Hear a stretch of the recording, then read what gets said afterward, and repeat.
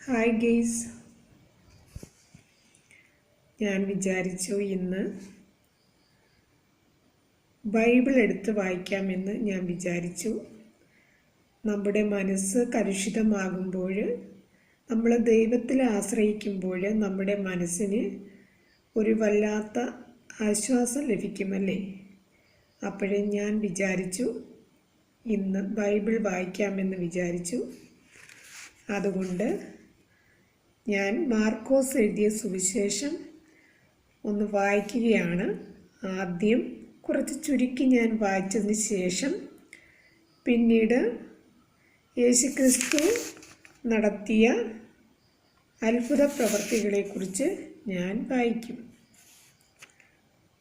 ആദ്യം സ്നാപക യോഹന്നാൻ്റെ പ്രഭാഷണം, അതിനുശേഷം യേശുവിൻ്റെ ജ്ഞാനസ്നാനം, അതിനുശേഷം യേശുവിന് ഉണ്ടാകുന്ന മരുഭൂമിയിലെ പരീക്ഷ, അതിനുശേഷം യേശുക്രിസ്തു തൻ്റെ ദൗത്യം ആരംഭിക്കുന്നു, അതിനുശേഷം ശിഷ്യന്മാരെ തിരഞ്ഞെടുക്കുന്നു. ഓരോരുത്തരായിട്ട് യേശുക്രിസ്തു തൻ്റെ ശിഷ്യന്മാരെ തിരഞ്ഞെടുക്കുന്നു.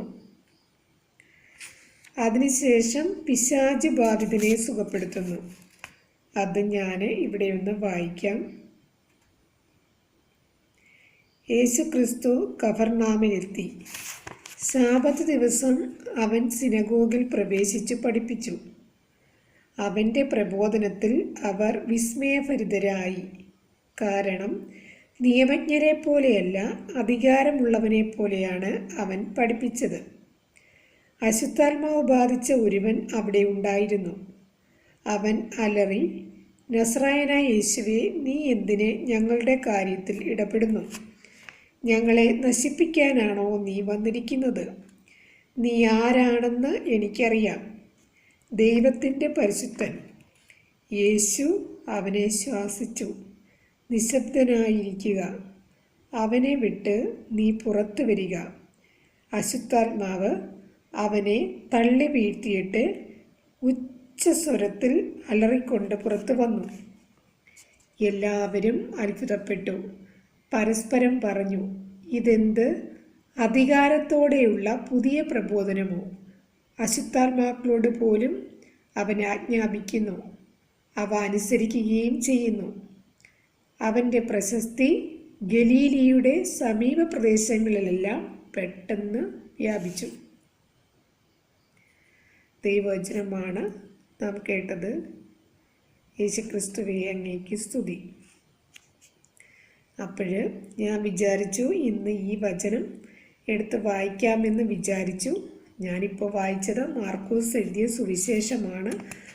നമുക്കെല്ലാവർക്കും അറിയാം, നമ്മൾ വായിച്ചിട്ടുണ്ടല്ലേ. മാർക്കോസ് എഴുതിയ സുവിശേഷം നമ്മളെല്ലാവരും വായിച്ചിട്ടുള്ളതാണ്. അപ്പോൾ തുടക്കത്തിൽ തന്നെ സ്നാപക യോഹന്നാൻ്റെ പ്രഭാഷണമാണ്. അതിനുശേഷം യേശുവിൻ്റെ ജ്ഞാനസ്നാനത്തെക്കുറിച്ച് പറയുന്നു. അതിനുശേഷം യേശുക്രിസ്തുവിനെ മരുഭൂമിയിൽ വെച്ചുണ്ടായ പരീക്ഷയാണ്. അതിനുശേഷം സ്നാപക യോഹന്നാന് ബന്ധനസ്ഥനായപ്പോൾ യേശുക്രിസ്തു ദൈവത്തിൻ്റെ സുവിശേഷം പ്രസംഗിച്ചുകൊണ്ട് ഗലീലയിലേക്ക് വരുന്നു. അതിനുശേഷം ഗലീലിയ കടൽ തീരത്തോട് കടന്നു പോകുമ്പോൾ ശിമയോനെയും ശിമയോൻ്റെ സഹോദരൻ അന്ത്രയോസിനെയും കണ്ടു. യേശുക്രിസ്തു അവരെ അടുത്ത് പറഞ്ഞു, എന്നെ അനുഗമിക്കുവിൻ, ഞാൻ നിങ്ങളെ മനുഷ്യരെ പിടിക്കുന്നവരാക്കാം. അങ്ങനെ യേശു ശിഷ്യന്മാരെ തിരഞ്ഞെടുക്കുന്നത് ആണ് പിന്നെ പറയുന്നത്. അതിനുശേഷം പിശാച് ബാധിതനെ സുഖപ്പെടുത്തുന്നു. അതാണ് ഞാനിപ്പോൾ വായിച്ച് കേൾപ്പിച്ചത്. അപ്പോൾ ഞാൻ വിചാരിച്ചു ഇന്ന് ഈ വചനം ധ്യാനിക്കാമെന്ന് വിചാരിച്ചു. അപ്പോൾ നിങ്ങളെയും കൂടി ഒന്ന് വായിച്ച് കേൾപ്പിക്കാമെന്ന് ഞാൻ വിചാരിച്ചു. അതായത് അശുദ്ധാത്മാവിനെ പുറത്താക്കുന്നതാണ് ഞാനിവിടെ വായിച്ചത്. അപ്പോൾ അശുദ്ധാത്മാവ് പുറത്തു പോകുന്നതായിട്ട് നമ്മൾ ഇതിനകത്ത് കണ്ടു. അപ്പോൾ ആൾക്കാർ അത്ഭുതപ്പെട്ട് പറയുകയാണ്, എന്ത് അശുദ്ധാത്മാക്കളോട് പോലും യേശുക്രിസ്തു ആജ്ഞാപിക്കുന്നു, അശുദ്ധാത്മാക്കൾ അതനുസരിക്കുകയും ചെയ്യുന്നു. അങ്ങനെ യേശുക്രിസ്തുവിൻ്റെ പ്രശസ്തി സമീപ പ്രദേശങ്ങളിലെല്ലാം പെട്ടെന്ന് വ്യാപിക്കുന്നു. അപ്പോൾ ഇന്ന് ഞാൻ ഈ വചനമാണ് ധ്യാനിക്കുന്നത്. അപ്പോൾ നിങ്ങളോട് ഇത് ഷെയർ ചെയ്യാമെന്ന് ഞാൻ വിചാരിച്ചു. നാളെ ഞാൻ ഈ സമയം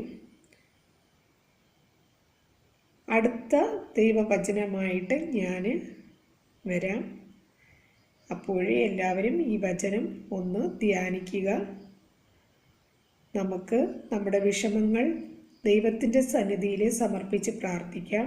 അപ്പോൾ നമുക്ക് നമ്മുടെ നിത്യജീവിതത്തിലുണ്ടാകുന്ന ദുരിതങ്ങളെയും ദുഃഖങ്ങളെയും ഒക്കെ ക്ഷമയോടെ സഹിക്കുവാനും അവയെ അതിജീവിച്ച് മുന്നേറുവാനുമുള്ള പ്രചോദനം ദൈവം നമുക്ക് നൽകും. നമ്മളെല്ലാവരും മനുഷ്യരാണ്. നമ്മുടെ ജീവിതത്തിൽ ബുദ്ധിമുട്ടുകൾ ഉണ്ടാകില്ല എന്ന് നമുക്ക് ഒരിക്കലും പറയാൻ പറ്റില്ല. നമ്മുടെ ജീവിതത്തിൽ എങ്ങനെയൊക്കെയാണെങ്കിലും ഏതെങ്കിലുമൊക്കെ തരത്തിലുള്ള പ്രശ്നങ്ങളൊക്കെ ഉണ്ടാകും. പക്ഷേ അവയെയൊക്കെ എങ്ങനെ അതിജീവിക്കണം, എങ്ങനെ അതിജീവിച്ച് മുന്നേറണം, ഇവയെല്ലാം നമുക്ക് വെളിപ്പെടുത്തി തരുന്നത് ദൈവമാണ്. ദൈവത്തിൻ്റെ ഒരു കൈത്താങ്ങില്ലാതെ ഇവയൊന്നും അതിജീവിക്കാനായിട്ട് നമുക്ക് പറ്റില്ല. അപ്പോഴും നമുക്ക് ഇന്ന് ഈ വചനം എടുത്ത് ധ്യാനിക്കാം. ഞാൻ ഇന്ന് ഈ വചനമാണ് ധ്യാനിക്കുന്നത്. അത് നിങ്ങളുമായിട്ട് ഷെയർ ചെയ്തു. നാളെ ഞാൻ ഇതിൻ്റെ ബാക്കി അടുത്ത വിഷയവുമായിട്ട് നിങ്ങളുടെ മുന്നിലേക്ക് വരാം.